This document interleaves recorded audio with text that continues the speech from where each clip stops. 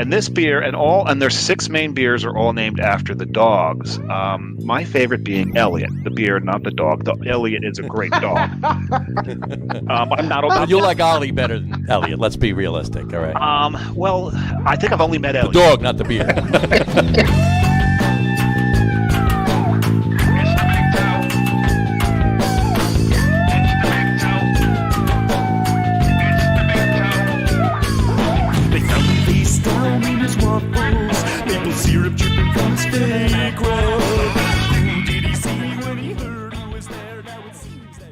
All right, everybody, welcome out to the Log Room. It is Tuesday, May the 4th. That means something. 2021, Jersey Johnny coming at you. With me, as always, is none other than Mr. Beer Samurai. Say hello, Mr. Samurai.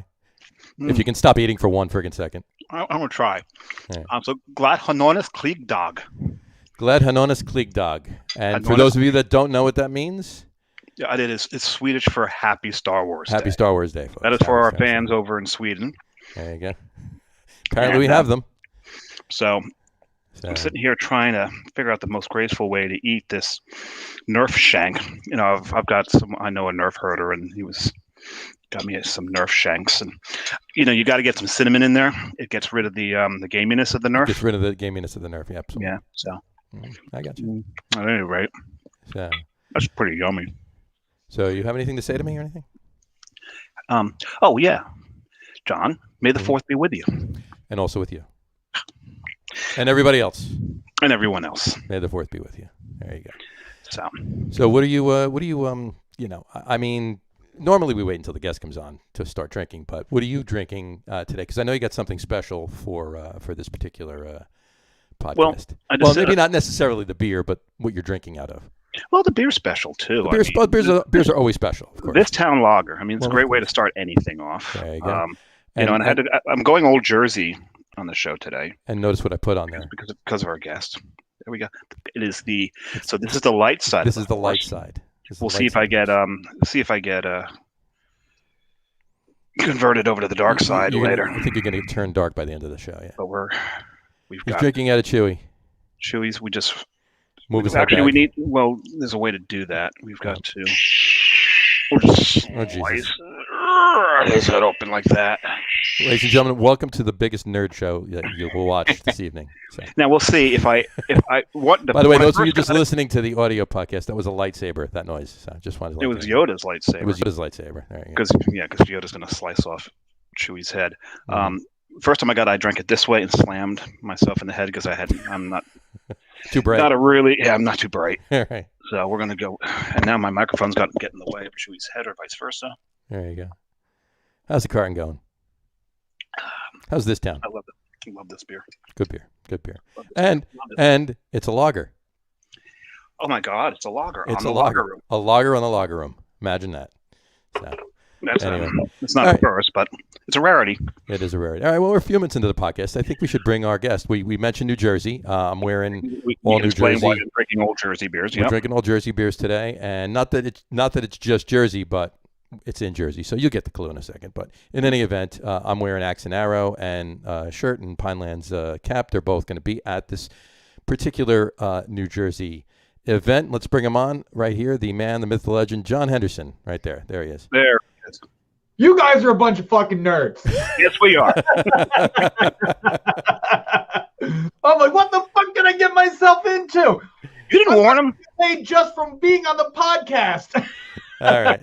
Their nerdiness is right. I don't know if you can be a nerd with that cool of a mustache. You know what? I actually believe that nerds have pivoted this mustache to where it is. You guys are cracking beers. I'm cracking beers. Okay, crack your beer. You're drinking. I'm done. Tuckahoe Vibrant. Tuckahoe Vibrant. There it is. There you go. Right there. So I'm at an advantage. My homeboy Rob Callahan tends to swing by the office and make sure that my fridge in the office has beer in it at all times. Very good. That's always good to have. There's nothing wrong with that. That's a good friend. Mm-hmm. That is a great friend. How was that? Oh, that's nice. Indian Pale Ale, I think it's like 6.2%. So here's what's cool. I don't know if folks who have grabbed this photograph on the can done by a friend of ours, a local photographer, Christian Gagne. Shot a ton of every event we do. He's shooting photos, but great dude. Just cool how Rob and the Tucko team included it in the presentation. It's a great can. It's a great label. I like that. Good can. So. Beautiful sunset. Should be a sunrise though, because the ocean is. We're on the East Coast. Should be a sunrise. Well, it could be a sunrise. How do you know? Gentlemen, may the 4th be with you, and also with you. Also with you. I'm going to crack my beer if you don't mind. Get at it. Get at it. I'm drinking. Ready? This is a little out there. I picked it up on Sunday on a little birthday wrap-up trip down to Pittman and Glassboro. Stopped at Axe and Arrow. Nice. It's Mo Fluff. It's a peanut butter and fluff sour. Fluffernutter sour, huh? A fluffernutter sour. So. How does that? That's. Yeah, I'm curious. Well, it's a Berliner Weiss that they apparently that they conditioned on peanut butter and marshmallow fluff. So it's interesting. It's sour. It's a sour. Creative. Yes. Yes, absolutely. Another way to destroy a kettle, huh? And a little just extra marketing for Axe and Arrow. I'm drinking it out of an Axe and Arrow glass. Man, you guys are branding on point. Well, we try. We do. Okay. Cheers, gentlemen. May the 4th be with you. Cheers. Oh, Jesus. That is a fluffernutter sour. Oh my God! Do you get fluffernutter in there? No, you totally get fluffernutter. Do you? You can even pull it apart. You can get the peanut butter, you can get the fluff, you can get the fluffernutter, combined taste. And it's a sour. It's a Berliner Weiss. So nice. It's really tasty. May need to get down there. It'd be entirely a different show if it was just a fluffer. That's my opinion. That would be a completely different show. Yeah. So on that note, we got a couple comments. So let's go to the comments really quick. First of all, PJ Windle says, "Gentlemen." That's a quality dude right there. Absolutely. Brian Alt says, "Cheers," because it's Tuesday at 6:30 ish. There you go. Matt Potensky said, "Settled in with a Brick City Engage Mode IPA," and there's those Sasquatch fingers again. He added the C to bricks. Yep. And I don't know what these mean, but astronauts, rockets, beer. Okay. I mean, I think because there's no Star Wars theme. Yeah, there's no Star Wars emoji. There's no Star Wars emoji. There's not by this point. Yeah. Yeah, there should be a pew pew emoji at least. Exactly. Yeah, exactly. I think Facebook or the internet frowns against anything pew pew now. Really? Yeah. No, I get it. I get it. And why are they frowning? Why are they frowning? Oh, because it's weaponry, and everything. Yeah. But it's not a rubber band gun. Right. No, and that is a cool thing right there. There you go. So can you, if you hold the rubber band gun and say pew pew, is that okay? Is the gray area there? Maybe a line? A rubber band gun is more about boing boing boing boing boing. Yeah, it's true. Boing, you can't say pew pew. You have to say boing boing. Yeah, right. So they're really upset about the sound that an imaginary weapon that we don't have yet makes. Mm-hmm. Correct. That would be correct. So interesting. Well, Okay. Whatever. So let's talk about AC Beer Fest. Let's talk about what now? The Atlantic City Beer and Music Festival. I've heard of this. Okay. I've heard of this thing. In fact, we're going to throw up the branding right here. Hold on. There we go. That's the shirt. Look at that. Look at it. I'm branding up all the time. The Wild Wild West at Caesars presents the Atlantic City Beer and Music Festival June 4th and 5th at Bader Field in Atlantic City, New Jersey. There you go. What's interesting is that is a lager glass he's used in the graphic. Yeah. Yes, it is. Look at that. That is a lager glass. Look at that. It's a beautiful thing. That is an absolute beautiful thing. And is that a Valkyrie riding a rainbow into the beer? So if you think about Atlantic City, and this yes, okay, I know you're going. Yep. So you know where I'm going. So back in 2019, our buddy John Falco, he did a promotional poster with the guys from Tonewood for the festival, just as something cool. I mean, it's for stickers. I actually have one on my desk here. You can't see it. And I loved the poster art. And I said, listen, I asked the guys at Tonewood. And I asked John. I was like, I love this. This is a perfect poster. Can we get some sort of version of this for the festival for 2020, 2021? And it turned into what we use. So anything that's diving horse and Atlantic City centric, I love. I mean, if you were in the office, you'd see a bunch of diving horse stuff. There's actually a picture on my wall. Nope, that's not coming off. There's a picture on my wall of diving horse. So I thought it was cool, and really didn't deviate from the poster they created from Tonewood because it was that good. It was like, hey, it's worth using a couple times. Just the guy does a fantastic job. That's awesome. That's Very awesome. nice. It really does. And yeah, I mean, you look at it here. Put it up again. Yeah, just because of the diving angle of the horse, it's a really cool logo. It's diving into beer. I mean, what better to dive into?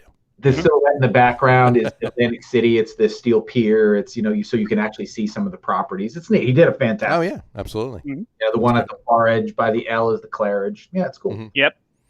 That's an awesome graphic. That's awesome.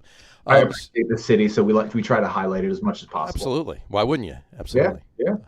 So, all right. So let's go all the way back. What first made you want to organize a beer fest? I mean, I know you've been doing this forever, and I've been coming down to them and working at them as much as you've been doing them. So, but if we jump in our DeLorean, am I allowed to use Back to the Future references? Yeah, I'll go for it. It's fine. As long as we don't put any graphics or say the actual line as it is. Well, use a line from the movie, like you can't a do sound this, from the movie. Oh no, never mind. No, wait. Well, this is gonna be good. We may have sparked his inner geek. This is gonna be good. Oh, there we go. There we go. So we're just gonna look at the bottom of Spock for the rest of this. Then there we go. That's okay. perfect. Yeah, That's we're nerds. On that one. All right. So all right. So if I hop in the DeLorean, go back and. So if we hop in the DeLorean. The other thing you can do is this. Yeah, there you go. So if we hop in the DeLorean and go back in time, probably 17 and a half years ago, it took us a good year and a half to convince the ABC, City of Atlantic City, and other partners that a beer fest was a viable, good idea. Sure. I was with a bunch of friends, and we were in Pennsylvania, and we hit this. I've always been a beer geek. Like from the jump, I always drank better beer, and I didn't understand Coors Light, Miller. I didn't understand it. I didn't like it. It wasn't complete. It wasn't. I just didn't like it. And I had discovered on a trip with my dad, I discovered Beck's. Okay. Which at the time was a good beer. Still a good beer. Still good beer. It's just not much to compare it to back then. Yeah, correct. And then found myself at Omegang. There you go. That's a nice jump. That's a good place to find yourself, actually. We were in Cooperstown. We were at the baseball, the Hall of Fame. And I drank this beer, and I was like, holy cow, I found something I liked. Then we found our way to, and I don't know if it still exists. There was a beer festival, and I'm not going to call it a craft beer festival because the amount of shit that was there was absurd. Right.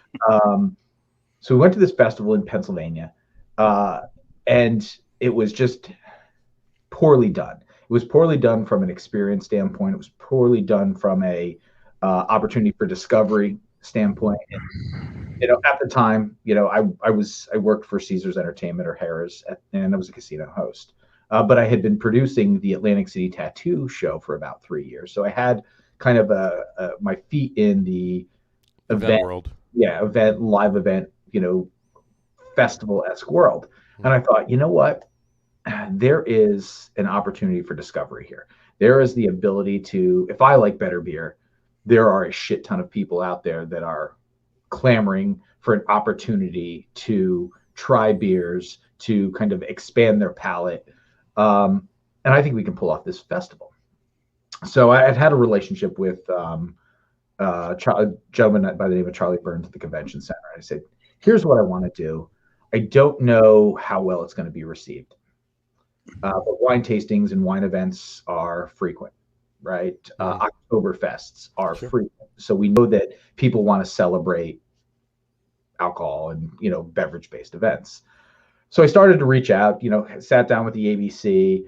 At the time, the gentleman who was the attorney for council was Les Geiselman, fantastic freaking human being, and sat and had a plan. It's like, here's our plan. And didn't really think about the after effects of consumption for that first year. We figured everybody was going to feel good. So the first year of the Atlantic City Beer and Music Festival was 2006. Was that the year? Yeah, something like that. Sounds about right. And it was an all-day session. It was 2 all-day sessions. One on Friday, one on Saturday, and one on Sunday. One on Saturday, one on Sunday. Mm-hmm. And tickets were $25, and we had 28 breweries. And, sounds about right for 2006, yeah. Yep. And, Omegang, Climax, we go back, Flying Fish was there. I'm like, really dig them up. Sure.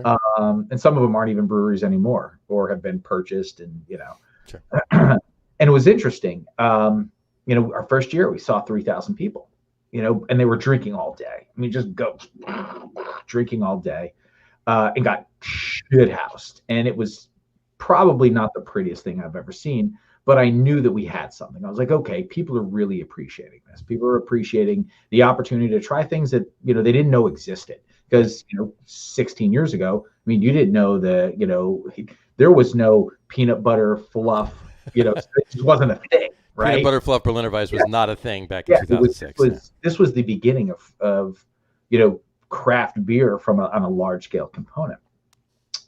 So did the festival and kind of stepped back and said, okay, I've got to fix some things. And one of the things we need to fix is we can't let people drink tiny little 2-ounce sessions for 6 hours straight. That's just not, we're going to be responsible for the destruction of so many livers. We can't do that. And hotel rooms. Yep. Green spills all over the place. So we kind of stepped back and we saw 3,000 people. I said that, and rebuilt the festival and said, okay, well, let's session it out. What's an adequate time to try X amount of beers? What's the average in a 4-hour time span can people try? We tried it. We fumbled with the numbers, took off our shoes, counted with our toes, and realized that, okay, if we break it down into 4-hour components, it's manageable. Mm-hmm. Break it in. We take the Saturday and we break it in half.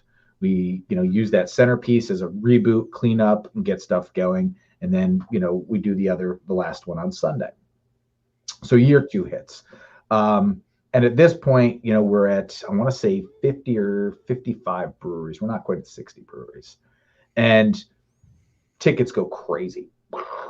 People have talked about it. Everybody had a blast. And we had some cheesy music and just stuff. But really, we're just dealing with vendors and walking around and drinking. And, it was a big hit. We'd sold, with all combined, we'd sold about 5,000 tickets. We were like, holy shit, we were onto something.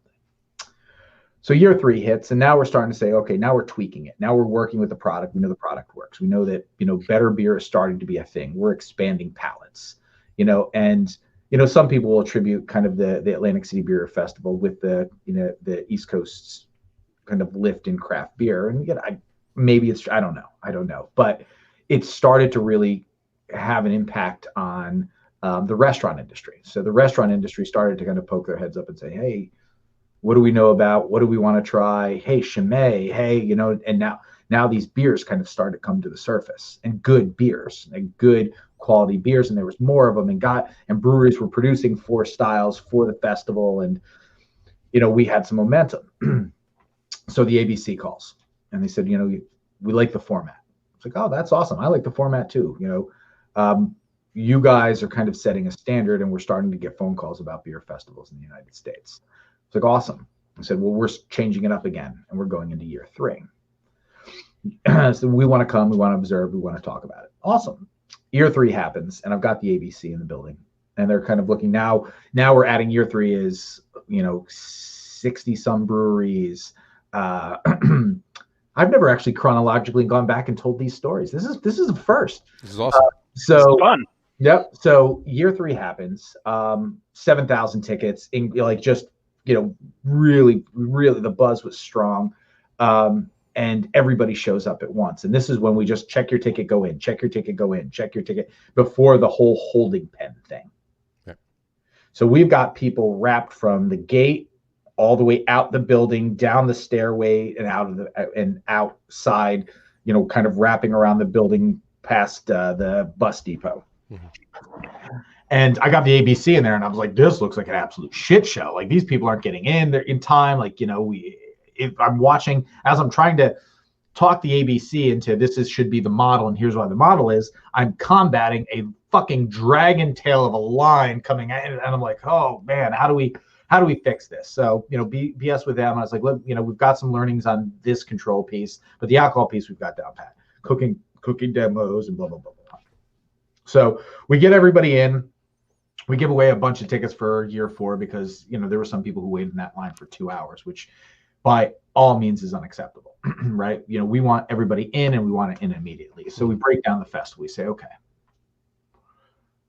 these people were left outside.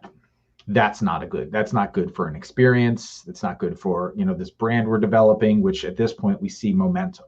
And we're starting to hear clamors of other festivals popping up. Cool. Year 4, we say, okay, we're going to do a holding pen. Let our attendees know. And this is back when we were advertising on MySpace. MySpace. My buddy Pete rocking that shit. So we did that holding pen.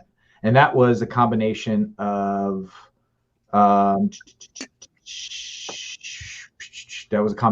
my friend Larry Ross, Jerome Robinson, and a gentleman, Mike Campo, and I just sitting down and saying, okay, if we can get everybody wristbanded, ID'd, then wristbanded, and into a space and create a bit of pomp and circumstance to engage and get them excited about coming in the festival, that's what we'll do. And then we'll be able to pull the gates open and let them all in at once.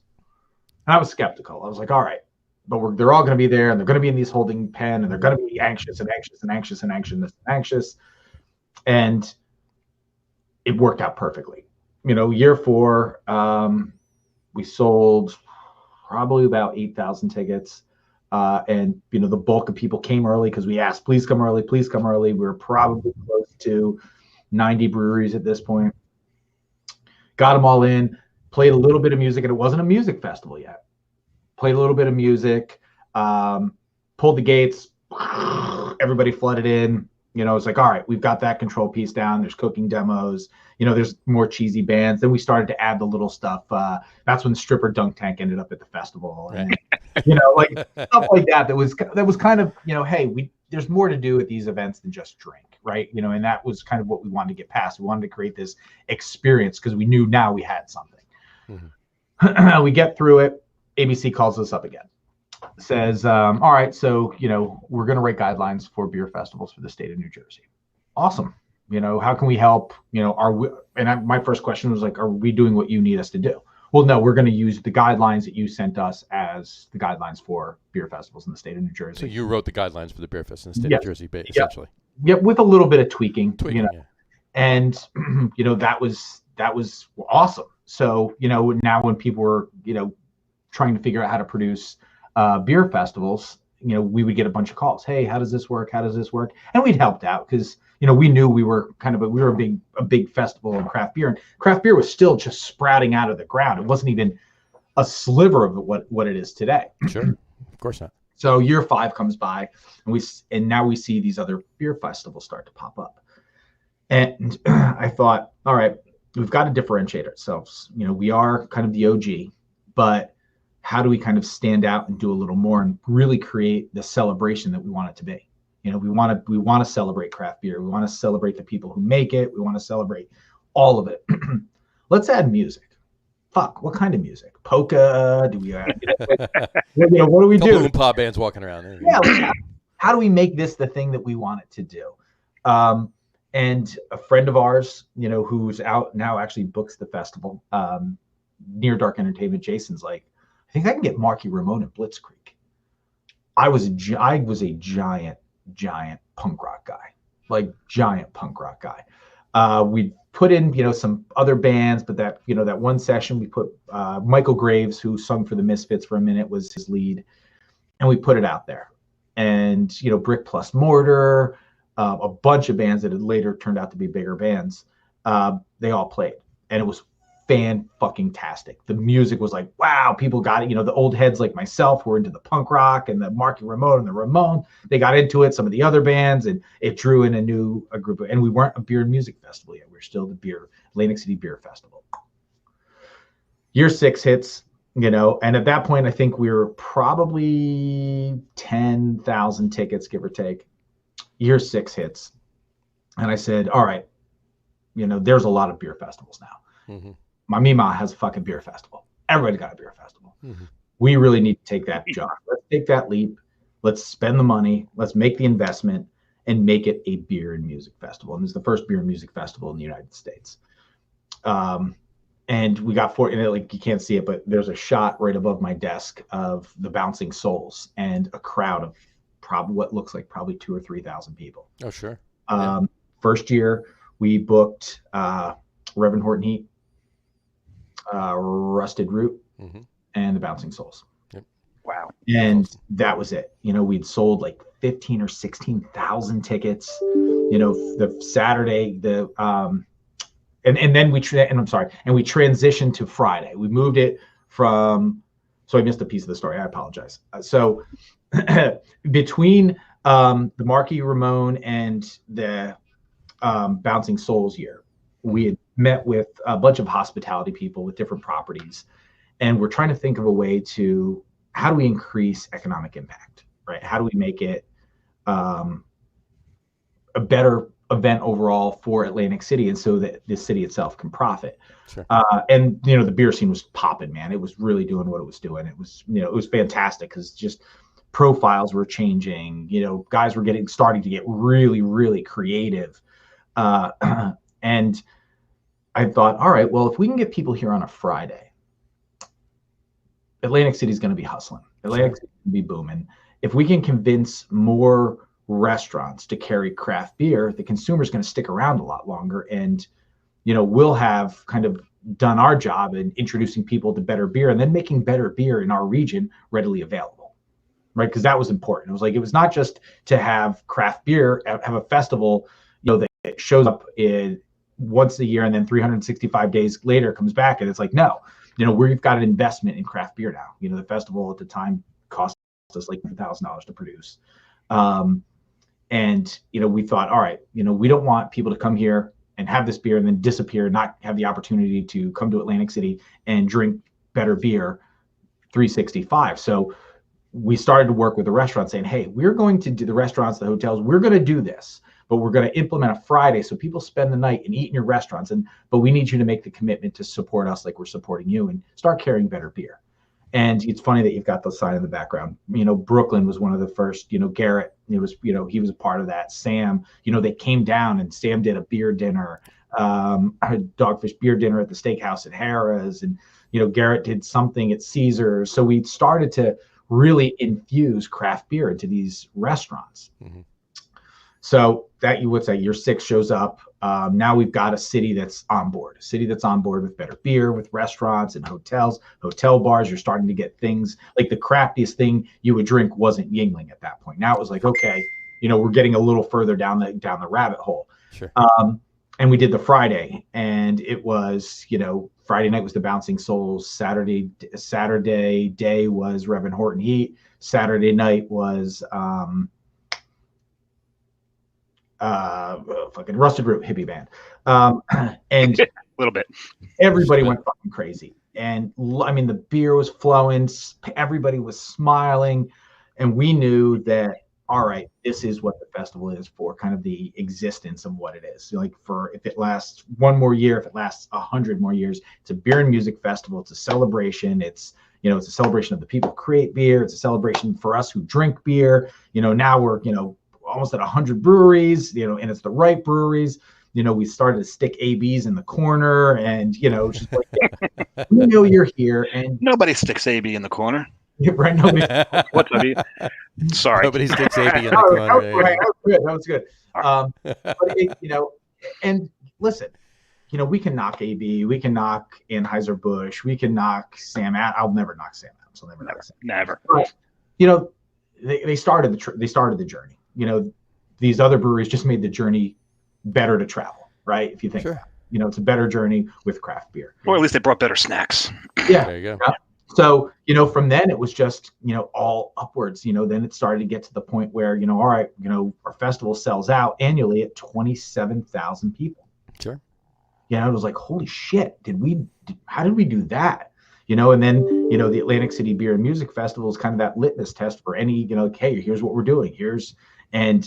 Every year it just got a little bigger and we expanded, to the point where, we took over the entire convention center.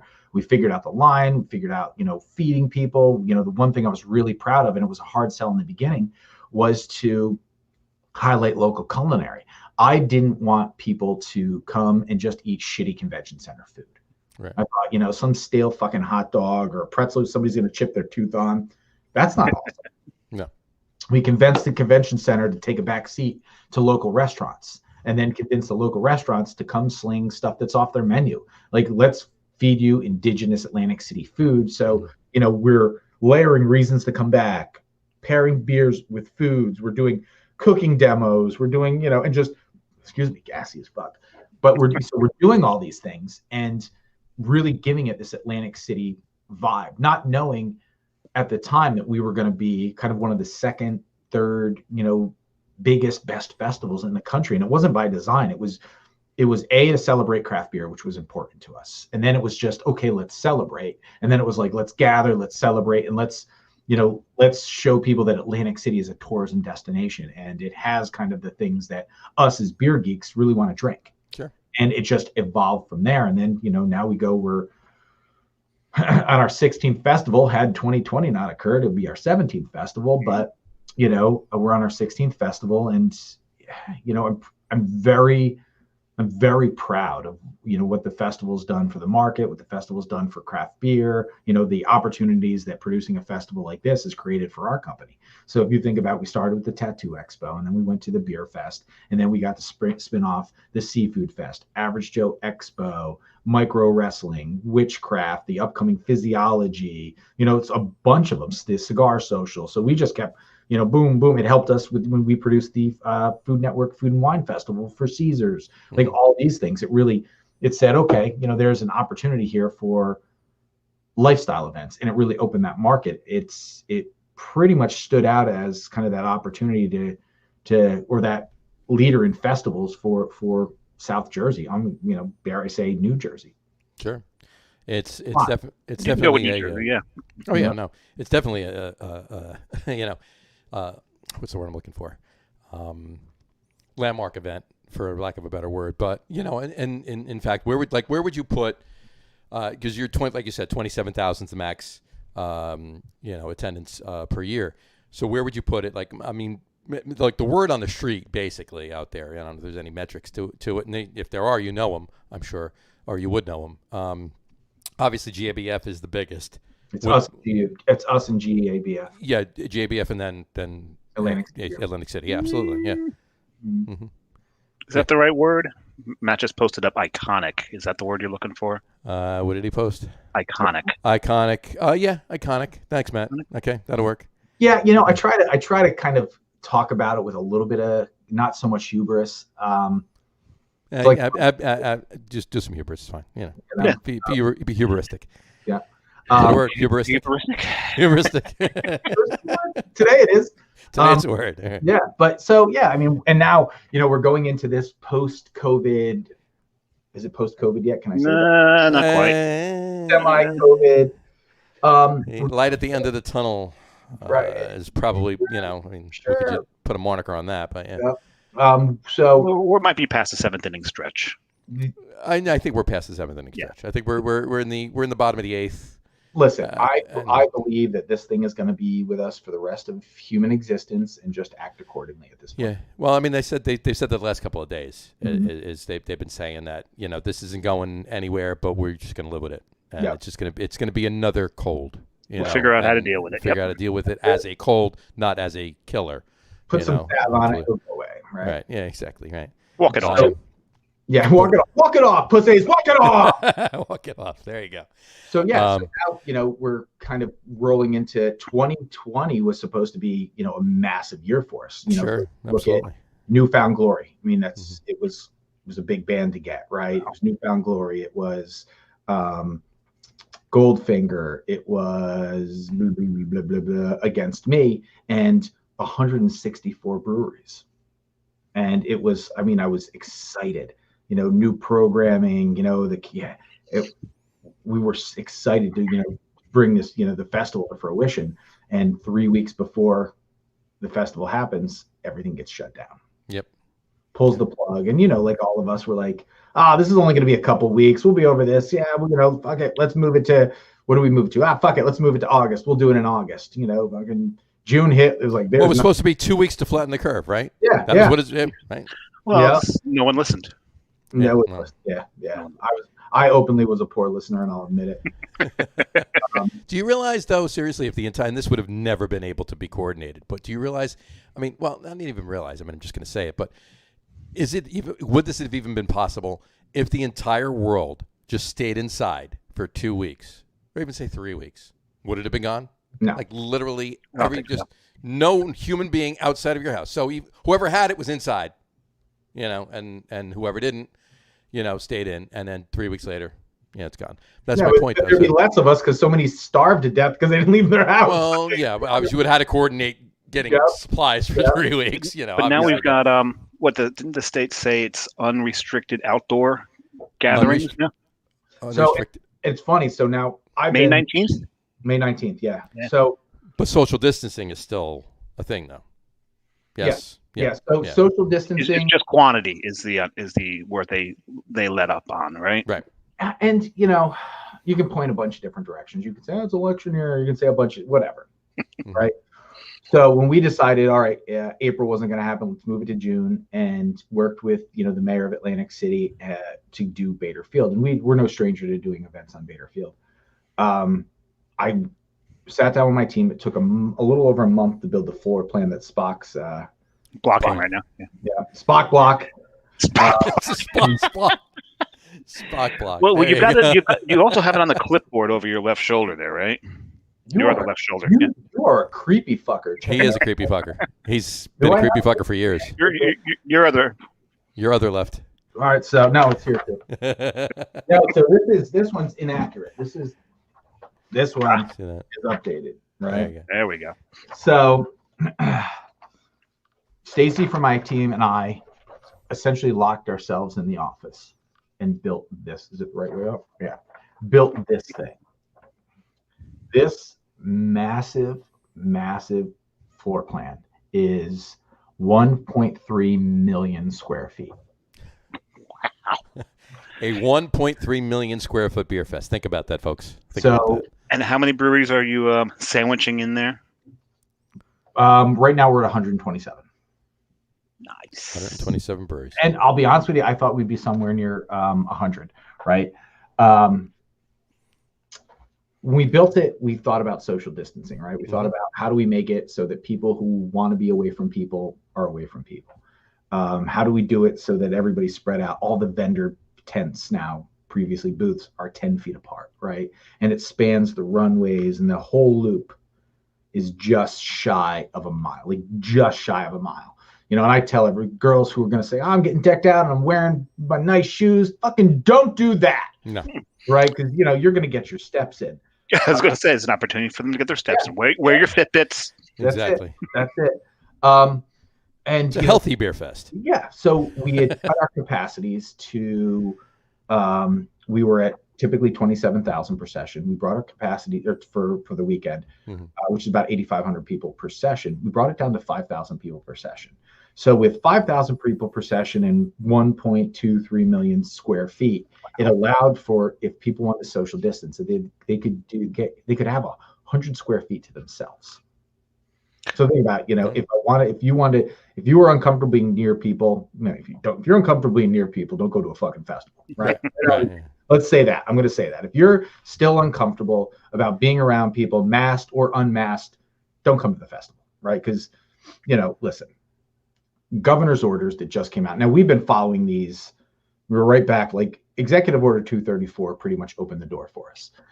We knew we were getting there because, I stalked this stuff, and we've got people in places that, feed us enough information that, we knew that June was probably very viable, and that's why we kept trudging through and pushing.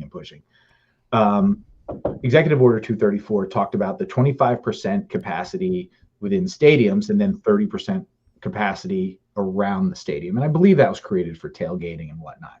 Well, Bader Field is part of that 30%, right? Off of Sandcastle Stadium, which was, Bader Field's 142 acres. We used, at the time when I did the original floor plan, Dave was creepily stalking on my board. That floor plan was 1,000,001 square feet. It allowed us to say, okay, well, if we're at 30%, 30%, do all the math, take off our shoes, count our toes. We can do 9,000 people. Mm-hmm. That doesn't mean they're going to social distance, but we could do 9,000 people. And I struggled with it, right? I said, it's still, we still have a thing going on. Hogs get fed. Pigs get fed, hogs get slaughtered.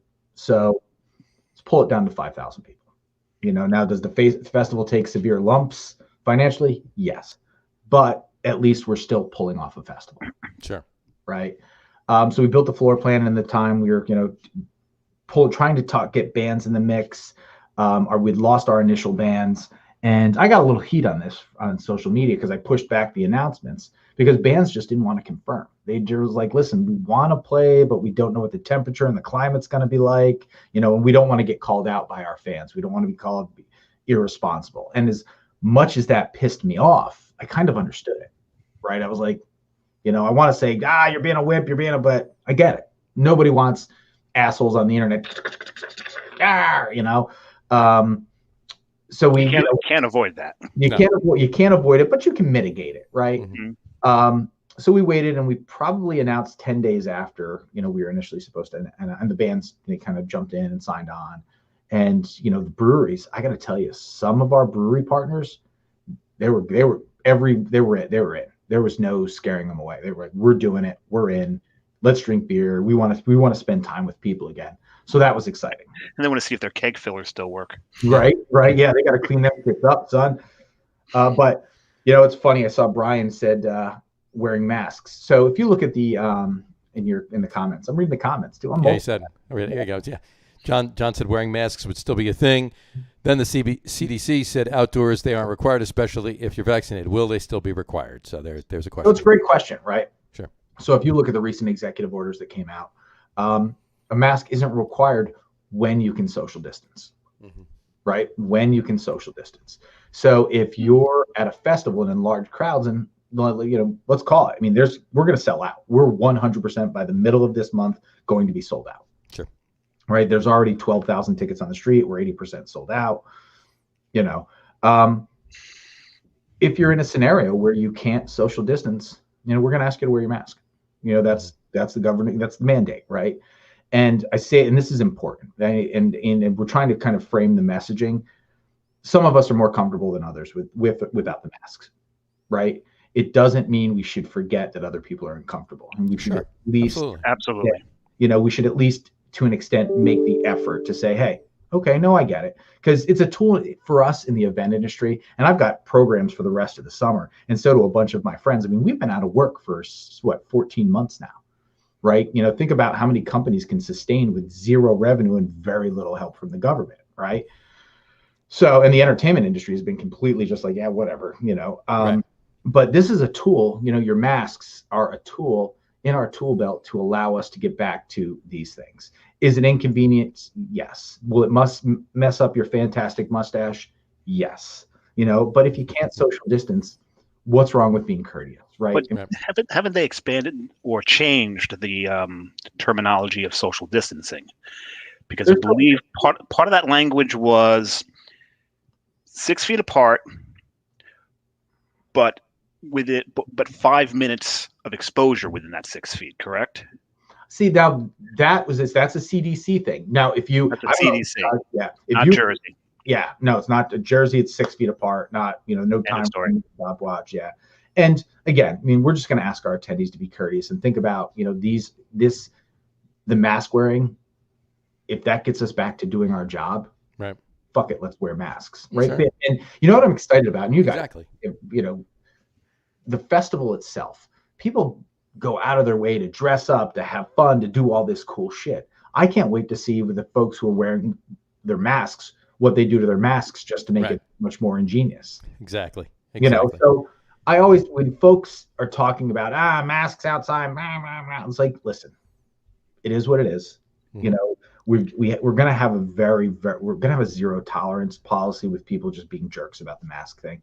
If you can go to your table, if you can go out to a section where you're social distance, take that fucking thing off, get some fresh air. But when you're waiting in line to get a beer, put it on. Right. Have some fun with it. Make it a fashion statement. And that's really, I mean, seriously. How many Vaders do you think we're going to see? John? Yes. John, I finally did actually lose the Beer Samurai mask. You did lose the Beer Samurai mask? Yeah, I think it's on the streets of Stroudsburg somewhere. There you go. There you go. I was considering actually ordering one the other week. Was just basically my face, so it would have been my my beard and everything, my mouth with a cigar coming out of it. That would have been perfect. There we go. And Matt Patensky says he wants a Jon Henderson facial hair mask. His facial is just as good, if not better, than mine. I don't understand why. Gray pubes. We'll let that go. There you go. Go back to low hanging fruit, bro. Low hanging fruit, exactly. Well, we won't even talk about that. Speaking of low hanging fruit, you should go to Brian's other comment. Yeah, I'm going to mention that right here. Brian's comment before, he said his top 3 AC Beer Fest memories: Avery serving Uncle Jacobs with no line. Absolutely, I agree with you. Sharing a mustache ride with me. Whose mustache was that? John, Mr. Henderson, was that your mustache tour? What's that? It was the seesaw mustache. That was the deadliest thing in Beer Festival. It's like one of those merry-go-rounds in the old school playgrounds. Right. And it was not too long after I had my knee surgery, so I wasn't. It was an interesting seesaw event for me. Let's put it that way. And then the other. Sorry about that. No, go ahead. If you're talking about the mustache. The seesaw. So my wife, who's intimately involved in the festival, was calling me on the radio, frantic, yelling at me. I mean, she yells at me once in a while, but this was kind of different from usual. So I run. She's like, "I'm buying a teeter-totter." We have a teeter-totter? And Steve was up the teeter-totter. I was like, the mustache is a fucking teeter-totter. I was like, oh, yeah, that's right. Go running over there to 20-somethings, catapulting their fucking chubby girlfriends 5 feet up in the air. Bing, boom, bing, boom, and laughing as these ladies hit the ground. What, like, my turn. And I'm like, somebody's going to get hurt. My wife's trying to stop them. And she's like, these fucking assholes. And I'm just like, we're hysterical laughing. These kids are flinging each other in the air off the catapult. Oh, yeah. I have to concur with him. It was pretty funny. Yeah, you saw people and you always had that asshole friend who got on one side, was like, "Are you good? You ready?" And then jumped off. Yep. So that mustache teeter-totter actually sits in a storage unit in one of our sea boxes of dumb shit we built for with giant octopuses and stuff. Or the Brian Boakes beards. I don't know if anybody remembered that. Well, that's the other thing. Yeah, he said watching Eric Cohen Cohen, obviously Nosefeel on the show, being thrown from the mechanical bull while wearing a Brian P. Boak beard. And Brian P. Boak beard. And Brian P. Boak said, the beards were great. Yeah. That was, Brian had worked with, and he'll chime in here. Brian had worked with an ad agency, and he created these beards they would hold your place in line, so you could go run over to Boakes and get a beer. So if you were standing in Sierra Nevada or Flying Fish or whoever and said, "Hey, why don't you go get a Boakes? I'll stand here and hold your place in line." These people with beer did this for him. And I'm thinking, somebody's getting beat the fuck up. For sure. 100%. It was great. It was hilarious. But yeah, so here's a cool thing about the festival. And was it Brian just brought it up? You can tell the guys who know that are really into the beers and the people who are just there to kind of get a tie on by the guys kind of really walking through saying, all right, I'm strategic about this. I want to try the better beers.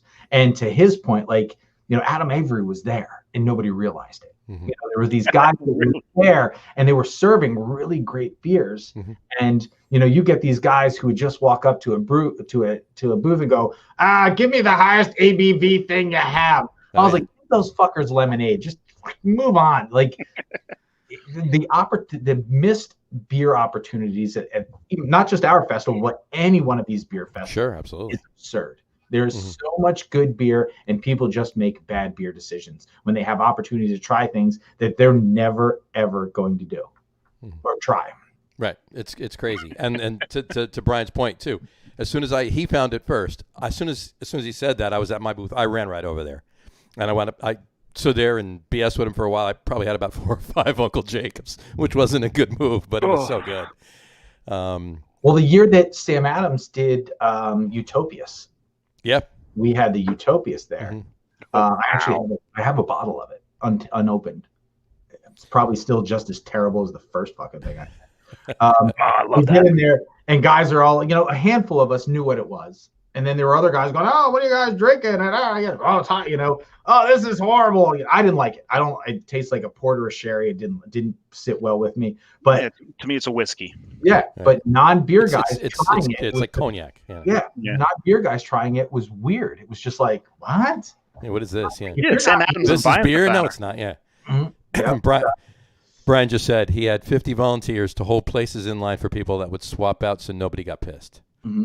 Yeah, it was fun. I mean, it worked. It genuinely worked. His setup was massive, and those beers were everywhere. And it was every time I saw him, I just laughed. Because he called me, he's like, they were everywhere. Yeah. He called me, he's like, "Can I do this?" I was like, "I'm not going to get arrested." Yeah, do your thing, man.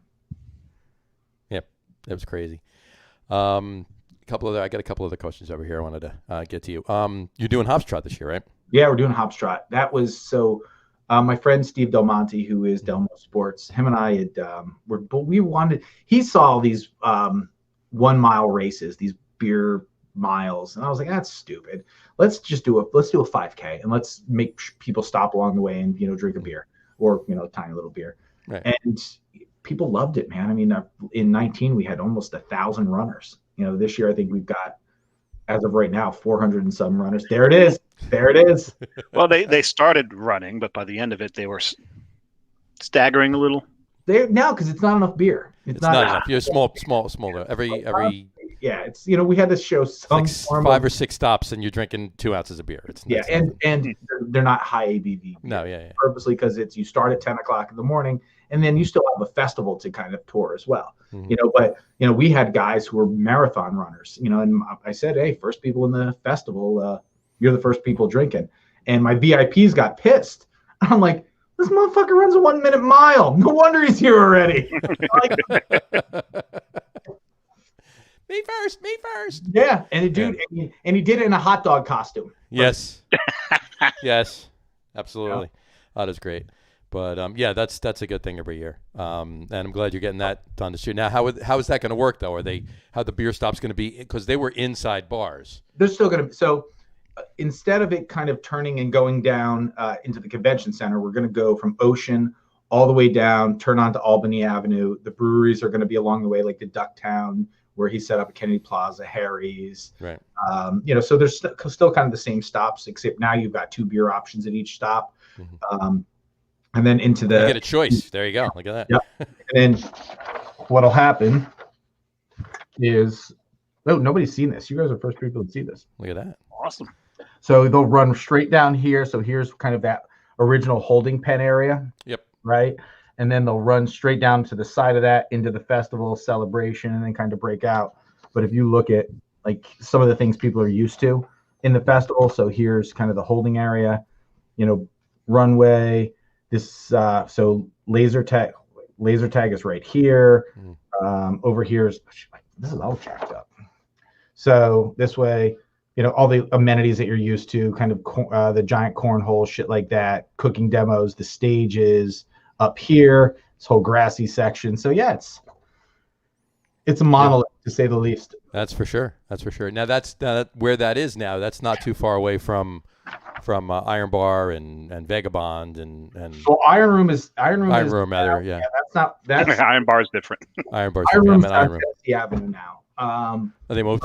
That right. Like you walk out, I expect that Wonder Bar and Vagabond are going to be packed. Yeah. Right. Yeah. That would be a figure. Are they involved in Hops Trot too, or everything's still over on Ocean? Now you're going to come down the boardwalk, all the way down the boardwalk from Ocean onto Albany Avenue, and then into the festival. Just straight to the festival. Gotcha. So you'll be done with the beer more at that point. Straight run. Yeah. Yeah. That's cool. Cool. And we don't fuck with traffic as much as we did in the other ones, because we halted traffic. At one point, ambulance had to get in because our run down into the convention center was by the hospital, and we've got runners with beer cups in their hand running past fucking people dying.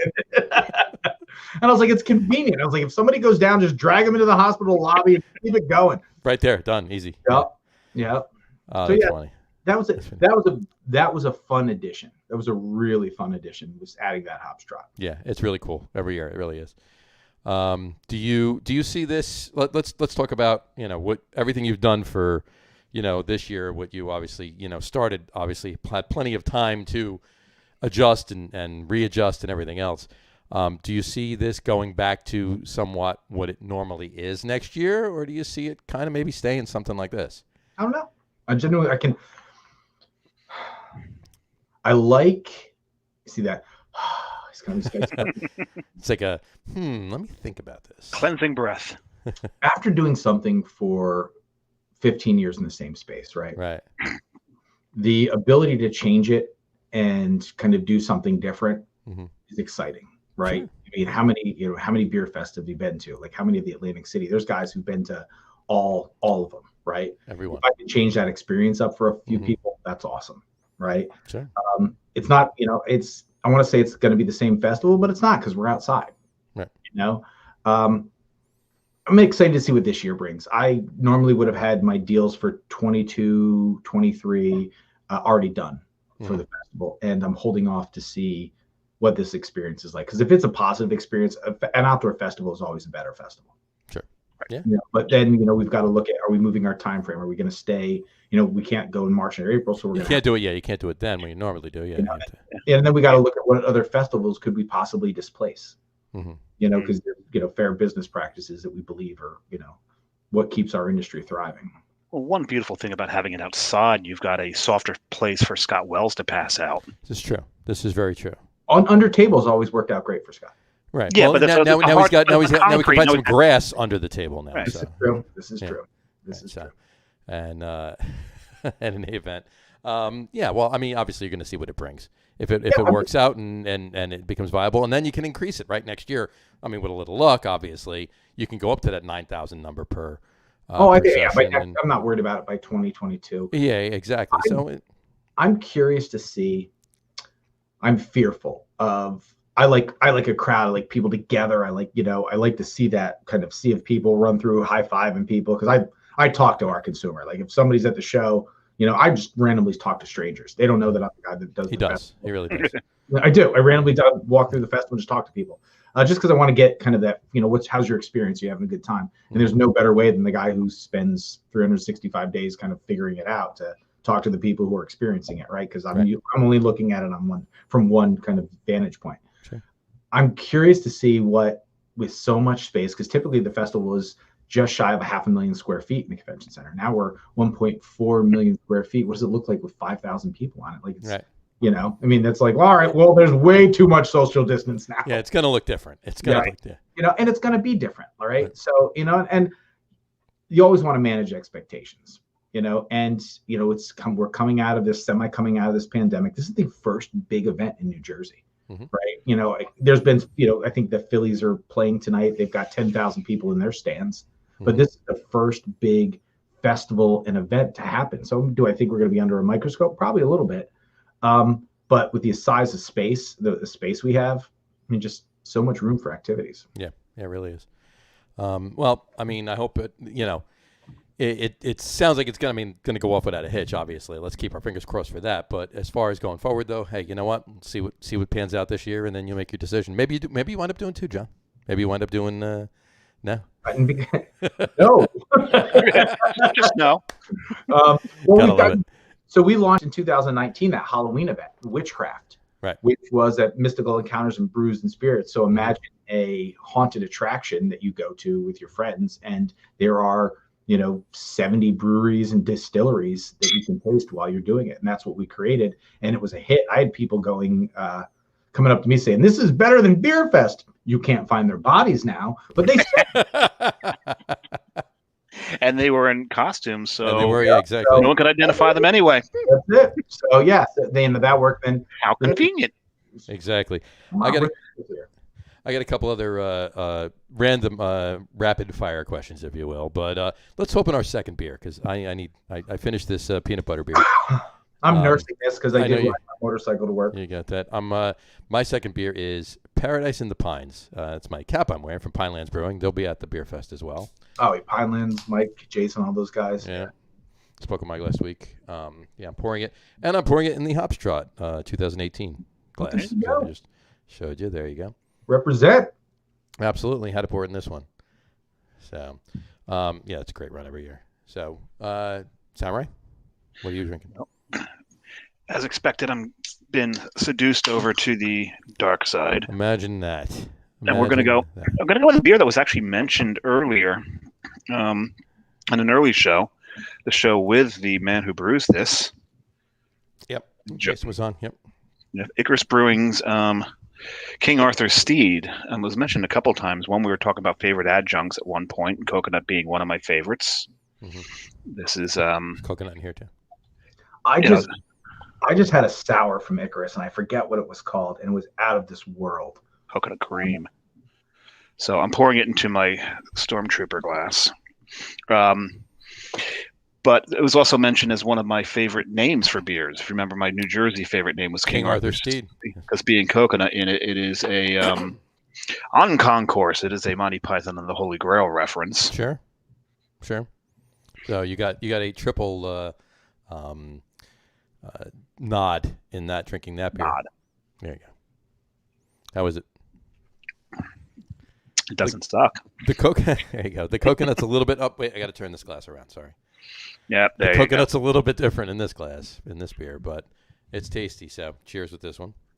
Cheers. Mm-hmm. All right. Couple of questions, Sean. I got to ask you, and something that I know is on everybody's mind, more than anything else, probably. So, did you see Brian Boak's drinking Monster Mash off the tap right now? Is that what he said on the comment? Mm-hmm. Yeah. Yeah, Brian, I love you, but you suck. We still have not stormed his place yet. When are you inviting Dave and I up to drink that rest of that one and one more Sixtel? I remember those. Oh, I remember those. Just let us know. Just let us know. Or better yet, do you have a Blunderbore? There you go. You can make one into Blunderbore, right? All right. So my question to you, I should probably take that one off. And there we go, so we can see everybody. There we go. Okay, here we go. What's your favorite cigar? Liga Bravada number 9. Look at that. See? Right off the bat. So we were going to make that our top threes, but it's going to be a top three. But I'm such a cigar novice. It's ridiculous. I probably would have had a few faces pulled when I brought up the Macanudo. Yeah, I would have made funny. I know you would have. I'm a cigar snob. I am 100% a cigar snob. What's your go-to, for lack of a better term, I'll just use it as what it means, lawnmower cigar. Lawnmower cigar? Mm-hmm. Wow, cigar or a beer? Cigar. Oh. So Perdomo makes a Cristal that's pretty fantastic. It's a light, so I can smoke 2 or 3 of them at a clip. Mm-hmm. So that's a decent lawnmower beer. Cigar. I'm sorry. See, I said it the same. Way. It's the Jedi mind trick. Exactly. Right. I've really been smoking a lot of, when I'm outside working, I've got a little farm thing going on. So when I'm out there, working with the pigs or getting Carol's eggs for the chickens, I've been smoking a lot of the Long Live the King. Yes. That's a fantastic smoke. And it's a boutique cigar, which is Caldwell Cigar Company. Mm-hmm. So we're going to talk cigars, so it's something new I had a hard time getting past the name and smoking the cigar, but Plasencia just came out with a new line. Because I'm like, exactly where I was going. First time I saw it, I said the same thing. I know. Everybody was like, oh, you got to try the Plasencia. I was like, no. Nope. I've seen them. I don't want to try them. No, I'm good. So maybe that was the Bush lyric. Maybe her placenta didn't hit the floors. Her placentia. Her cigar fell out of her mouth. That's it. Yeah. Yep. There's a lot of great boutiques coming out, like the My Father the Judge. I don't know if it's rich, it's bold. I haven't had it. I haven't had the pleasure yet. That's a winner. We could talk. That's a whole different show, bro. John, you went blue there again for a second. Yeah, I know it went off and on. This camera's a little weird. I think it's just when the light goes down outside a little bit more, it pops up a little bit differently. But anyway, we'll have a cigar show. I think we'll do a cigar podcast at some point too. So, awesome. And we got to get Dave up to snuff too. Not snuff cigars. No. I remember I've stopped smoking. You did. Well, there's my Marion Bluey, and there we go. Cigars different than cigarette smoke. Yeah. No. I stopped smoking cigars. I never smoked cigarettes. Okay. I've never smoked a cigarette. Smoked a fucking ton of weed, but I've never smoked a cigarette. I've you're stuck with the blue. Stop. yeah, it's there. It'll go away. It'll come back. Whatever. Anyway, So I'm ready for that cigar podcast. And I want to try. What was the one you mentioned that I said I didn't have? The my father Judge. My father judge. I got to try that. I'll have to find it. Yeah, cigar. And Brian said he's never smoked a cigarette or a cigar. You've had secondhand cigar smoke because I've smoked a bunch of them in front of you, Brian. So, in any event, all right. Next, what's the favorite beer you've ever had at one of your beer fests? I can't. It's impossible. It's impossible. It's something that pops into mind. Okay. Maybe it's not your favorite, but something that's stuck in your mind from one year or another. I got a bunch of them racing through, and a lot of them come down to some of it with experience with Oh, sure, it's all experience. It's not just necessarily the best. Yeah. Yeah, I've got nothing. I mean, because I don't drink anything, but I'll try anything if that makes sense. Yep. And there's been a lot of beers that I've had. This is weird. I don't drink during the festival. If I You're start, working. I've brought him beer over and he said no, thank you. That's happened before. Because there was one year, and Bob Olson's partially to blame. Well, that's a common story. And I don't know if it was Fruity Pebble. It was one of the weird beers they did, and one of them. One of the weird, and that narrows it down. Yeah, really. But no, it was the beginning of real weird beers for them. And tried, and I was like, oh, this is great, and then tried it. And then Jason from Cyprus is like, oh, if you like this, try this. And next thing you know, I was like, I got a whole nother session to go. What the fuck? And that was the validation that no, I don't drink at my festivals. But my personal beer collection is pretty intense. It's impressive. Gotcha. Nice. Yeah, and so that's one of the things. Starting this thing off as a beer geek, I've been fortunate to get stuff that's not normally released. Like guys are like, hey, I'm working on this. I'm thinking about doing this for the festival, and we're doing a collab. It's. I've been fortunate. Fortunate is probably an understatement. When other breweries are doing collabs, especially near us, I get calls. Hey, why don't you come hang out with this? Try this. I was at 3-3s the other day with Abomination, the guys from Abomination, and they brought some stuff, and it was like, geez, wow. So I've been fortunate. I mean, I've drank a lot of good beers. The downside is I've forgotten the names of some of the better beers that I've drank over the years, and you guys are probably in the same boat. I think everybody who's listening is in the same boat. Yeah, if I didn't take the time to put it in Untapped, it's gone. I forgot what it was. So. I don't even use the app. I tried for a minute, and then I was just like, and then I started to read the comments, and I was like, ugh. Yeah, they can get at it on my phone. Well, you can't do that too, because that's the one thing that I dislike about Untapped is that if there's somebody that doesn't like for instance, if there's somebody that doesn't like a particular style of beer and they taste that particular style of beer and they put it down, it lowers, and then they rate it too. It lowers the rating. It makes people read that comment and say, "Oh, okay, I'm not gonna have that. That tastes like this. Right. It's bad." No, they just don't like that beer. If you don't like the beer, don't rate it. Just check into it and let it go. Yeah, you know what I mean? Just responsible user. That's an unresponsible user. Exactly. But to John's point earlier, I got Untapped so that I could keep track of what I've drank and what I haven't. Mm-hmm. But I've drank so much that I'm still out there buying stuff, getting home, go to check in on Untapped. I'm like, I had this. Yep. Damn it. Right. And I didn't really like it. I do it with beer. I do it with cigars. Yeah. In college, I tried to do it with girls. Oh, I had this one already. Yeah. I remember not liking that one. I am not going to get laid for a month once my wife listens to this on the podcast. Yeah, this is here you go. This Matt just said it. This is the best stout I ever had, and I don't like stouts. 1 star. Yeah. 1 star because I don't like stouts, but it's the best one they ever had. I just think the app is. It's you got to take it like you got to look at it like you look at Yelp. You know, like you look at Yelp. Half the comments are great, half the comments suck. You know what? Just divide in between all of them and figure out yourself. I mean, if you go look at something on Yelp and every single comment is sucks and it's got a 0.5 star, then you kind of know that the place sucks, right? Well, it's the same kind of thing. If it's in the middle, you gotta form your own opinion. I'll try anything. I'm not going to let anybody else sway me from trying something. You got to look at the curve.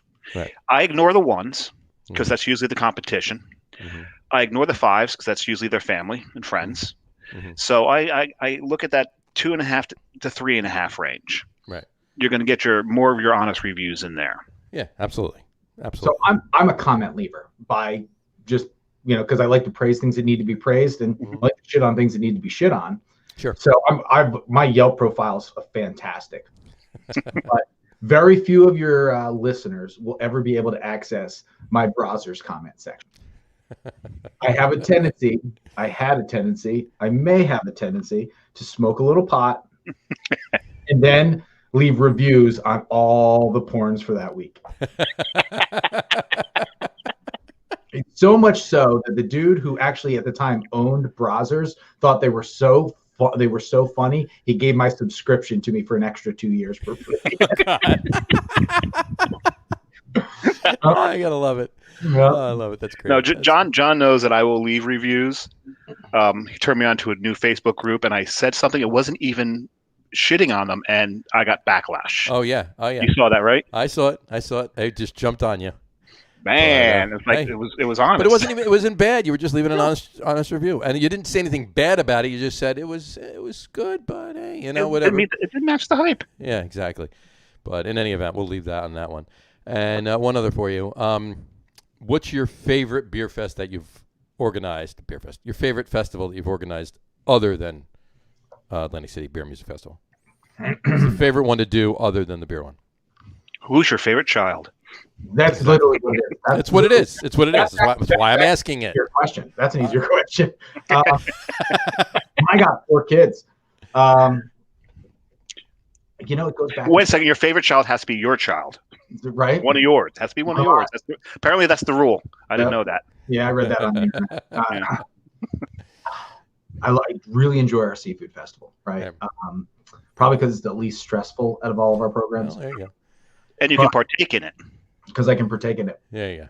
But we do High Knuckle Buster Micro Wrestling, which is a midget wrestling event. We've been doing it for 5 years. It is a fucking blast. That's great. We do hot dog eating contest. We do, we bring in somebody to be a guest ref. We've brought in WWE stars to be a part of it. We take the parking lot of the Ducktown Tavern, which is in Ducktown in Atlantic City, and we put a micro wrestling ring in the middle. We surround it with lights like it's the WD, and we make it an absolute spectacle. It is a blast. So we put that on sale on April Fool's Day, and all of my VIP front row seats gone. Like that. I'm not shocked, but I'm kind of shocked. That is selling like crazy. People love that event. And when is that one? That is July 24th. Gotcha. But if you want to laugh your ass off, that is an opportunity to just really bring some friends over and vibe and just have a great time. You got these little fuckers fighting, and it was like we tried to do it last year. I was like, we can still get away. They only need to be 3 feet apart. Yeah. That's not how that works. That's not how any of this works. No. But it was, Yeah. That's great. I love it. Oh my God. Don't write letters. Don't write letters. Exactly. That's right. No, please don't. I got an email from a woman who had said, this event is disgusting. You're profiting exploiting. You're profiting off of these people with a disability. I said, lady, I was like, A, I pay them so I know what they make, right? And B, if my kid had a challenge like being a little person and could use it to their advantage, I'd be that parent up in the first row with the giant foam fucking finger. You're number one, kick his ass, and I would be applauding and cheering. Sure, so absolutely. Suck a dick, lady. On that note, I actually have to do this because I saw this before. Somebody posted this on Instagram just before the show, and I actually asked her. She's Aline is her name. She lives in. She's a craft beer, younger craft beer person or whatever. A craft girl on Instagram. She's in Arizona. She said, and it was a video. She said, if you call yourself a craft beer enthusiast and then call pilsners and lagers from craft breweries piss beer, shove your dick in the garbage disposal. So Okay. There you go. So I'm just trying to figure out how I climb up on the sink. And how deep is your sink too? And reach in, yeah. How far down is the garbage disposal go? Yeah, right, exactly. My home brisk. For a lot of people, it's got to be a shallow sink. Yeah, and then Brian just said, "Ouch." Sorry. There you go. But I thought that was funny when I said it. But anyway, when she said it. All right. Hey, one quick brewery news or industry news, if you will. We haven't done this in a while. Yeah, well, it has to be because it came out yesterday, and I know you've both seen it. Governor Murphy, shot in a beer initiative. You see it? Yep. Mm-hmm. Governor Murphy announced yesterday, shot in a beer initiative. And I'm already vaccinated. Damn it. If you get a shot, if you get your shot in May, bring your card to any of these breweries. It's Battle River and Tom's River, Bradley Brew Project in Bradley Beach, Bolero Snort in Carlstadt, Brick City in Little Ferry, Carton Brewing. Did they spell bricks right? They spelt bricks correctly. Oh, yeah, yes, they did. Right. Matt did not make this graphic. Carton Brewing in the Atlantic Highlands, Flounder in Hillsborough, Flying Fish in Somerdale, Gaslight in South Orange, Hackensack Brewing in, obviously, Hackensack, Kane in Ocean, Little Dog in Neptune, Magnify in Fairfield, and River Horse in Ewing. If you bring your card to them, you get a complimentary beer. I don't believe it's just those breweries. I think a lot of breweries are actually doing it. It's not. I think more popped on, but this was the initial round. Those breweries were the initial round. There's probably a lot more that jumped onto it, but those were the initial ones that were announced yesterday. Obviously, just check the New Jersey website because it's all on there. They actually went to the ABC and got that pass because you can't get a free beer at a brewery. Well, you can't entice people with one. You can't entice people with a free beer, exactly. But they got that passed for this particular thing. We had a couple comments. Maybe somebody knows who else is involved. Oh, no. No. Now, Brian just said, no bourbon, but a shot and a beer. And then Brian said, double ouch to Matt Potensky. Not quite sure what that means. We were making fun of him, the spelling of Brick City. Oh, there you go. Double ouch. There you go. I thought it was some referring to the garbage disposal again. Yeah. I'm like, does he know something we don't know? Exactly. But anyway, yeah. So Brian is at his place quite a bit, so. This is true. But, yeah, so that's a good thing. If you haven't gotten your vaccine, if you go and get your first shot in May, you bring your card to one of those breweries or any of the others that have jumped on, and you get a complimentary beer. So this is what you were holding out for, John? Finally, it's here, so I'm going. Right, it's jumping on that. I went a little too soon, I guess. There you go. See, you weren't thinking. Patience, young grasshopper. How many guys are getting their shot, getting that Bill and Melinda Gates juice pumping through their veins, right? And the 5G chip, and then just bar hopping for free all day. Mm-hmm. Yeah, exactly. Right, because I don't think it's a punch card on your vaccination thing. Right, yeah, so you just go around. Dude, I want to save a couple bucks on some beers. Let's go get a vax real quick. Let's pop some of that Johnson & Johnson action, and then just hit some breweries. No, I wonder though if you get like the Moderna, there's 2 shots. Right. Oh, you're getting so drunk. Yeah, there's one in May. Yeah, and if you start off the 1st of May and then. Because you got to do it. Yeah, you got to go get it today and then have it scheduled by the end of May. But I don't think. Yeah, because they're not. You get for each shot? I don't know. Yes, right. Why not? You get a shot in May, right? So yeah, you got your card. So I don't think they're keeping track of it. I don't think it's like a Groupon or something where they scan your barcode and you've already had your beer earlier in the month. Sorry, you can't have another one. So yeah, that's an interesting point. That is true. But, and if you like one brewery, just slap a mustache on. Everything's different. There you go. Brian knows. Our producer has told us it's only the first shot. Only the first shot. Brian Boak too. He says only the first shot. There you go. A lot of Brian's going on here. Yeah, the Brians know. Oh, so they figure, all right, you're already pot committed. You got the first shot. Now you got to go get the second shot. So now you have to go get the second shot because you went and got it. Right?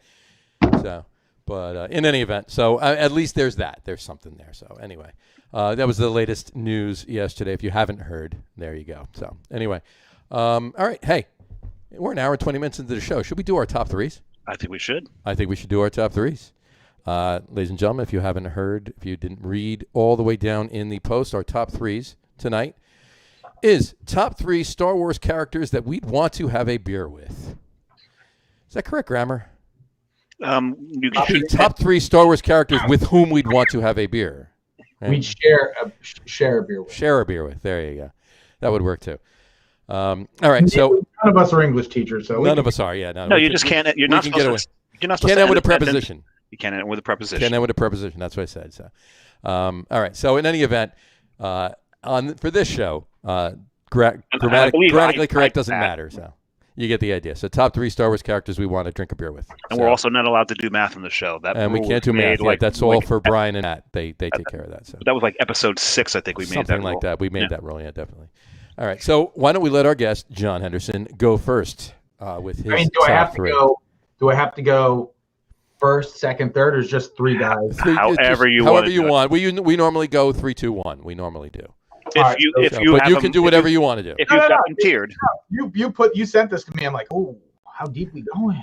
I'm going to keep it user friendly, right? There you go. Number 3 is going to be Qui-Gon Jinn. Okay. Qui-Gon. Yeah, number 3 is going to be Qui-Gon Jinn. Mm-hmm. Number 2 would probably be. Well, before you move on, why Qui-Gon? Why Qui-Gon? There you go. I think Qui-Gon is he's a Yoda Padawan, right? Right.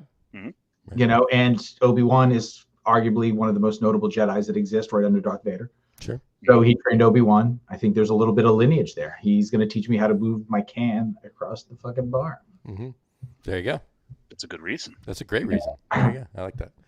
Questionable, and I don't want to, you can't not. And you guys are going to have something different, or maybe not. But number 2 is Darth Vader. I mean, you can't not. How's he going to get it past the straw? I was going to say straw. Absolutely. Yeah, Darth Vader, because fucking Darth Vader. You know what? It would. How interesting would it be? Just think about that when that inhale, right? That noise from the inhale. Yeah, exactly. It's like... But imagine getting Vader drunk. No, everybody fucking died. Yeah. And then number 1, Admiral Akbar. Okay. He's got one of the greatest lines in Star Wars history. It's a trap. Thank you for playing, Admiral Akbar. All right. Dave, you want to go next? I shall go next. Go next. I will start with number 3. We didn't know yours, John. Just say we weren't aware of yours, but I actually have pictures and props for ours. For ours. So there you guys are such fucking nerds. Oh yeah. Well, no, I wasn't going to. I just want to point out the fact that I'm not as big a nerd as that gentleman right there is. No. He sent me his pictures. He totally owns this. Well, because not everyone is going to know who number 2 is, but number 3, and I've got reasons for all 3 of these. Go for him. Jack Porkins. Right there. So there's Porkins. And the reason is I want to see if I can outdrink this motherfucker. Look at this guy. I don't think you can. I think it's going to be close because of knowing you, but... Well, he's going to drink any IPAs all the time. Look at the beard. Right? True. So that's my number 3. Yeah. Number 2 is Maz Kanata. Mm-hmm. There she is. Because she's a bartender. She's going to introduce me to alcohols and drinks and cocktails that I've never had before. And there's going to be some experiences going on there. And she knows shit. Right. I'm sure she does. Factual statement. There you go. Number 1, probably my favorite character of the original series because he is the only minor character that survives all 3 of them. That would be Wedge Antilles. Nope. Right that's check again. No. My mouse jumped. And the reason I've got both the pictures up there is because the one picture on the right, that's the young Wedge. That's the Wedge that said when you look at the size of that thing. But the one on the left, by the time he gets to this age, he has seen some shit. So you're going to sit down with a fighter pilot over some beers, and you're going to hear some stories. You are going to hear some. And one thing was pointed out at one point. Wedge Antilles is the only X-Wing pilot that can silhouette 2 Death Stars on his X-Wing. Mm-hmm. Okay. Only one. You're right. He is. All right. Very good. That's officially nerded out on that one. That's totally officially nerded out. So I got a couple other directions that I went in, but I'm gonna do mine now. So my number 3 is of course Han Solo, right there. Okay. He's gonna take me to every. He's my if you know Friends. The show Friends or whatever, when they're waiting for their friend Gandalf to come in because he's the party wizard or whatever. Han Solo's my Gandalf. He's going to take me to every great craft beer bar in the galaxy, in the universe. And he'll get you there in less than 12 parsecs. And he'll get me less than 12 parsecs, exactly. So, My number 2 is going to be Mace Windu. Because he's a badass motherfucker. He's a badass motherfucker, and the more he drinks, I'm probably going to get a few motherfuckers out of him, and he might turn into Jules Winfield. So, That's a tasty burger. And you ain't gonna let no motherfucking snakes on your motherfucking plane. Exactly. Exactly. You do know that the actors that play the Jedis, they are gifted the prop hilts, right? Samuel L. Jackson's prop hilt that they gave him, they actually engraved BAMF on the hilt. Really? That's great. And Brian Altschul, yes, we know it's Brian Altschul apparently did not see Process Solo. Is measured distance, not a time. He did not see Solo. He did not see Solo where they actually explained it, that he's actually not talking about distance. He is talking about distance, not time, when he makes that boast. Mm-hmm. So go watch Solo and then come back to us. Exactly. And I like Patensky. Patensky being, you got to throw up Patensky's comment. All right, so we'll do that. Here we go. It's a Trappist. He's such a Belgian beer nerd. He really is. And a Star Wars nerd. And Brian just said, of course he saw Solo. Then why'd you make that comment? Yeah, exactly. There you go. All right, and your number 1, John. My number 1, of course, is the most badass motherfucker in the entire universe. According to Samuel L. Jackson. According to Samuel L. Jackson, Mr. Yoda. And think of the knowledge that I would get from the most biggest badass in the universe. Just the hangover cures from Yoda would be fantastic. Oh, absolutely. Yeah, right? Absolutely. And he'll know what to do. And he could probably get rid of my hangover by just going like that. Cure, I would get. Gotta love it. All right. Hydrate you must. Hydrate you must. Exactly. Oh, that's great. Anyway, so yeah, there you go. Those are my 3. So. See, I figured. So Matt's number 1 is. I thought someone would go there because he is one of the biggest drinkers in the galaxy. This is true. Yeah, he is. Matt Patensky's number 1 is Lando. But the thing is, you should be drinking Colt 45 the whole time. That's exactly right. Billy D. Williams is going to drink Colt 45. I'm sorry, that's nothing else he's going to drink there.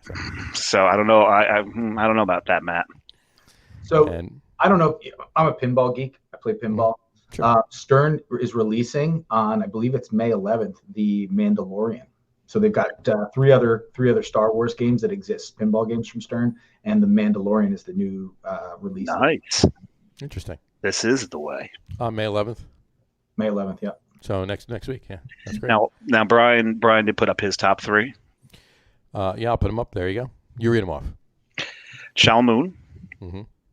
Han, of course. Mm-hmm. And the band playing the Cantina theme in Mos Eisley. So he went with Figure and Dan and the Modal Nodes. Figure and Dan and the Modal Nodes. That is the name of the band in the Cantina. I know. Actually, I do know that, but I was going to say only you would know that. Unfortunately, but you know it too. Gotta love it. Anyway, but why not the band in Jabba's Palace? The band in Jabba's Palace was actually interesting too. It had the lip. Yes. Yeah. Well, that's Sice Noodles, the one with the lips. Yeah. And that's oh shit! I always knew this. The blue. It's named after the blue guy. The Max Rebo band. Mm-hmm. The Max Rebo band. Geez, I don't know. I said to Dave earlier, John. I said, I don't know, baseball wise. I was looking at another comment from Brian there. On the Blue Jays is Bo Bichette, Dante Bichette's son, right? And anytime somebody on the sports podcast that we do brings up Bo Bichette, I was like, Boba Fett? Boba Fett's on the Blue Jays? Yeah. Boba Fett was going to hit my list, but it was just so clearly obvious. I mean, I didn't want to leave Darth Vader out, and I didn't know how deep the rabbit hole we were going. You were going to go down. Well, I didn't realize. If I would have known Dave's, I would have been like, all right, here we go. I restrained myself. When he said Porkins to me, I was like, oh, you got to go with Porkins. You got to go with Porkins. But you got to go with Porkins. But seriously, try. I don't know. I can outdrink that guy. I can outdrink a lot of people, but I don't think you can. I think you should try.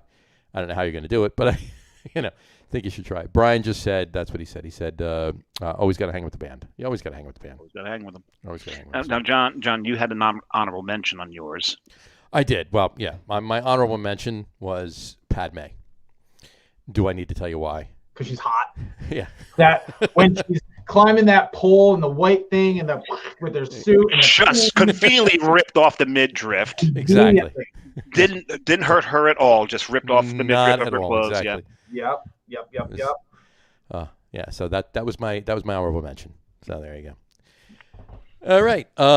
Yeah. I mean, this is great. How much are you looking forward to getting back to a beer fest? I'm looking forward to hanging out with people. Right? I'm looking forward to being social. I can't wait. I'm going to high five every motherfucker that comes through that gate. I might lick a stranger or two at this point. I'm just, I can't. Full on face lick. Yeah. Why not? Yeah. From fucking neck to fucking top of the head.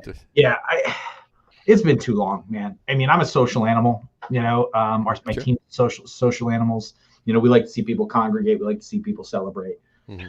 Well, one thing we didn't do is, list the musical acts. Tell us who's playing.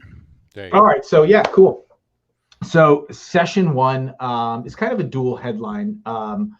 Early November and Knuckle Puck. And if you're on Gaslight Anthem Radio, they actually both play a bunch. And then session 2, we pulled in a favor, with Chris from Less Than Jake, and first time we've ever had a band repeat. And I think if we're gonna get a band to repeat, Less Than Jake was Less Than Jake was it, yeah. And face to face, punk rock, just a great friggin' band. Now, what people don't realize is the Forgivers are opening for Face to Face. The Forgivers are essentially Gaslight Anthem without Brian Fallon. Really? Yep. Interesting. Yeah, I mean listen, the lineup is I couldn't be happier with the lineup. It's just great to be getting back to it in live music, and I think it's going to be the first real big concert of live music in Atlantic City, probably in South Jersey, if not all of New Jersey. So, I mean, we're happy that the band's committed, and we're like, yeah, man, we're in. We want to play. We want to have a good time.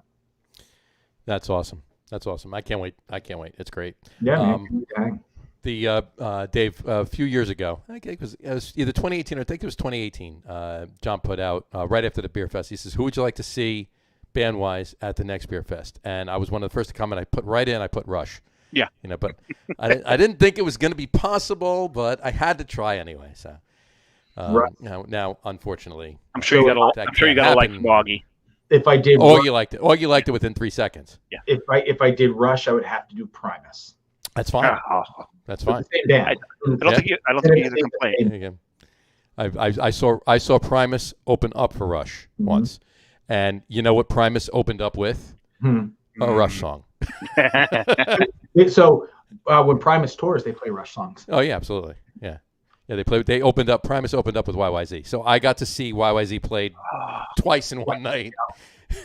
It was great. So, but that was funny. I've seen Rush just a few times. 24. But in any event, I digress. Oh boy. Yeah, I know. I use the Tomism. You just channeled Tom. What do you have to say to everyone coming this year? Be cool, man. Come out, have a good time. This is an opportunity that we get to celebrate together. I think if 2020 taught us anything, is that we didn't celebrate enough, right? Mm-hmm. We were at each other's throats, because of the internet, right? Sure. And I think that probably wouldn't have been as aggressive if there were more forms of celebration and togetherness, and something that brings everybody together. And craft beer does that. And I've learned that over the last 16 years that we can have difference in opinions on politics and whatnot, but when everybody kind of breaks bread and drinks beer together, we can find common ground. And I think that's the big message. And get your fucking tickets soon, because this shit's selling out. Yeah. Yep. And was it Michael Jackson said, beer is the great social lubricant? Correct. There you go. It absolutely is. That's for sure. All right. Okay. So here, you see Brian's last comment?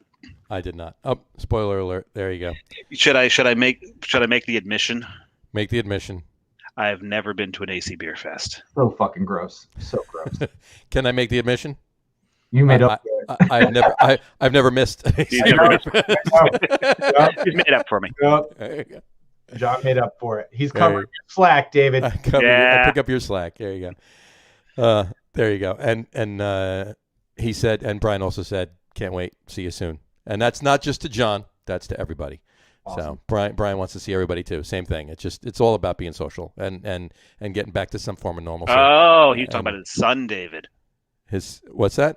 He's bringing his son with him. Oh, he's talking about his son, David. David will join me at one session. There you go. Oh, that was a spoiler alert. So he wasn't just telling you. He wasn't telling you that you have to join him at one session. Yes, this is actually going to be the first beer fest that Brian's son is of age. Of age for. Nice. Absolutely. So Nice. last year would have been the first. Yeah. You know, Yes. But there you go. So We're making it happen. Looking forward to seeing Brian and Dave and David. exactly, and everybody. It's going to be great. It's going to be great, folks. Finally get back to that. John, don't go anywhere. We'll talk after we sign off. We'll wrap up the show for today on that note. We want to thank everybody for watching, and for those of you just listening to the audio podcast, thanks for listening. Don't forget to visit our website, www.lagerroom.com. That's LAGERROM.com.